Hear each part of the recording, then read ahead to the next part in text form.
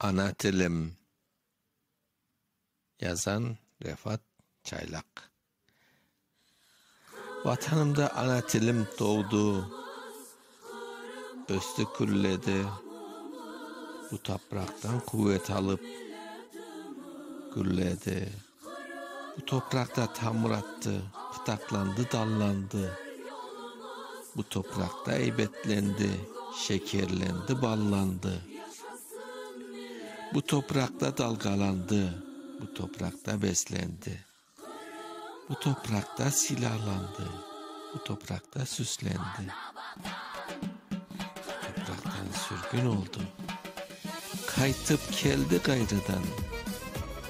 Bu toprakta azap çekip öle azap kaygıdan.